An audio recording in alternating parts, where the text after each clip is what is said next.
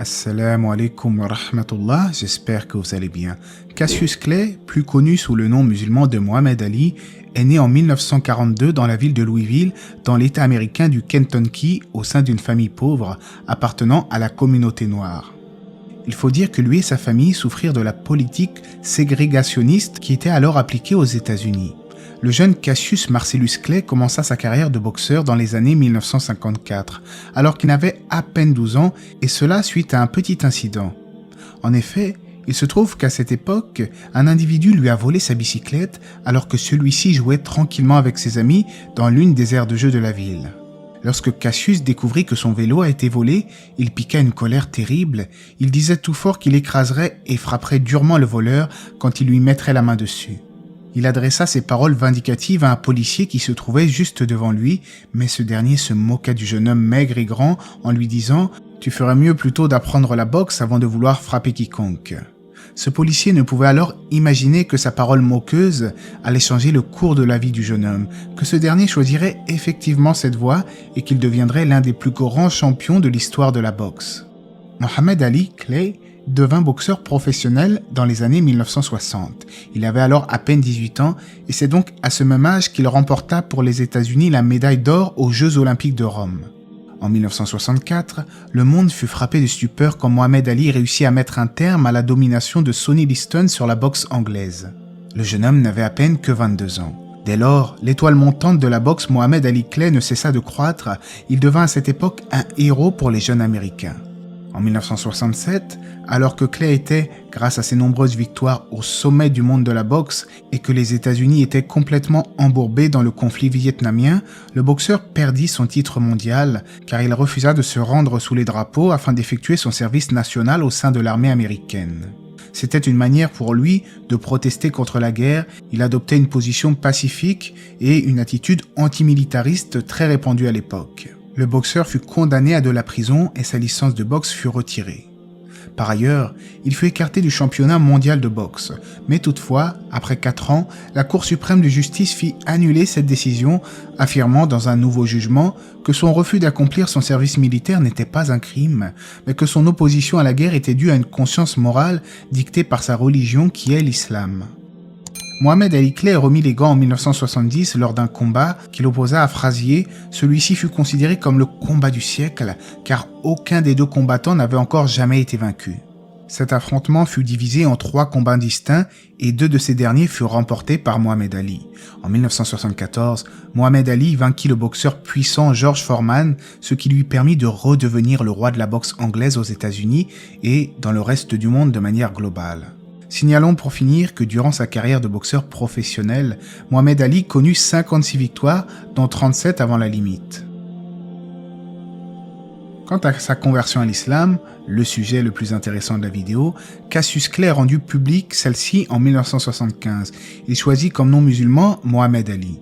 Ce dernier a eu 9 enfants, Mariam, Rashida, Jamila, Anna, Leila, Khalila, Mia, Mohammed Jr. et Ashad. Le chercheur Zahid Boukhali, qui travaille au sein du Centre de dialogue islamo-chrétien de l'Université de Georgetown, a dit la chose suivante.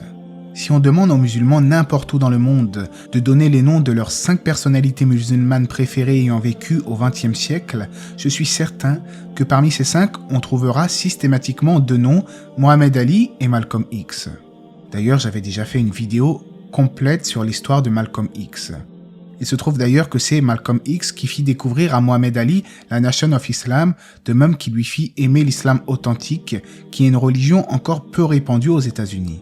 Donc, les relations de Muhammad Ali Clay avec la Nation of Islam ne durèrent pas bien longtemps, alhamdulillah, car le boxeur s'opposait à nombreuses de leurs idées dogmatiques. Malgré cette rupture avec la nation, il continua à accomplir ses œuvres de bienfaisance et il continua son appel à l'islam dans le but de montrer une meilleure image de l'islam et des musulmans. Pour anecdote, il est à noter que Muhammad Ali Clay reconnut qu'il commença à sentir une véritable forme de spiritualité l'habiter le jour où il pénétra dans la mosquée de Miami. Dans l'une de ses conférences de presse, Voici ce que dit Mohamed Ali sur lui-même. J'étais un enfant solitaire. Je n'ai jamais commis aucun délit dans ma vie. Je n'ai jamais fait de prison. Je ne suis jamais passé devant un tribunal. Je n'ai jamais appartenu à un groupe extrémiste. Je n'ai jamais prêté aucune attention aux femmes blanches qui ont voulu me séduire. Je ne me suis jamais imposé aux gens qui ne voulaient pas de moi. J'aime des gens de race blanche et ceux de race noire et je suis persuadé qu'ils peuvent vivre ensemble sans nécessairement devoir rentrer en conflit les uns contre les autres. Probablement en conséquence des nombreux chocs que Mohamed Ali a subis durant sa longue carrière de boxeur professionnel, il fut atteint de la maladie de Parkinson. Malgré tout, il reste un symbole du sport mondial aimé dans le monde entier jusqu'à aujourd'hui. Il est important de dire qu'il fait montre d'une extrême patience face à cette maladie très dure. C'est ainsi qu'il aime à répéter qu'Allah lui a donné cette épreuve afin de lui montrer qu'il n'est pas le plus grand, mais que c'est Allah le plus grand. On dit qu'il est mort à l'âge de 74 ans après avoir patienté pendant 32 ans de cette maladie. En 2005, Mohamed Ali a fondé un centre dans son lieu de naissance, Louisville, ce dernier portant évidemment le nom du boxeur. On y trouve notamment certains de ses effets personnels qui rappellent sa grande carrière. Par ailleurs, ce centre, en tant qu'organisation à but non lucratif, travaille à la diffusion de l'islam, tente d'instaurer plus de justice sociale, vient en aide aux nécessiteux et promue les valeurs nobles auxquelles croit Mohamed Ali. Le jour de l'inauguration de ce centre, de nombreux admirateurs de boxe venus du monde entier étaient présents. Parmi eux, il y avait notamment l'ancien président américain Bill Clinton. Ce centre Mohamed Ali contient une section consacrée à l'éducation, dont le principal but est de pousser les jeunes à se surpasser. Et à ce propos, alors qu'il expliquait le pourquoi de la création du centre, voici ce qu'a dit Mohamed Ali. Je voulais un endroit où les gens sont poussés à donner le meilleur d'eux-mêmes, et ce, dans le domaine vers lequel ils tendent. Puis d'ajouter, mes soutiens ont voulu faire une sorte de musée mettant en valeur ma carrière. Mais moi, j'ai voulu faire plus qu'un simple lieu qui ne ferait que rassembler mes vieux souvenirs. En fait, tout au long de ma vie, j'ai toujours tenté de dépasser mes limites. Je ne suis qu'un type normal qui a travaillé dur pour développer un talent qu'Allah m'avait donné. Ce centre lui coûta tout de même 75 millions de dollars et on y dressa les drapeaux des 141 États qui participèrent à sa création. Depuis que Mohamed Ali a commencé à accomplir ses œuvres de bienfaisance, il a voyagé dans de nombreux pays afin d'apporter une aide médicale aux enfants et aux déshérités. Mais à vrai dire, son action n'est pas seulement orientée vers l'extérieur. En effet, le centre dépense beaucoup d'énergie afin d'aider les nécessiteux se trouvant au et qui a été fondé dans la ville où il a vu le jour, constitue pour lui la réalisation de son plus grand rêve.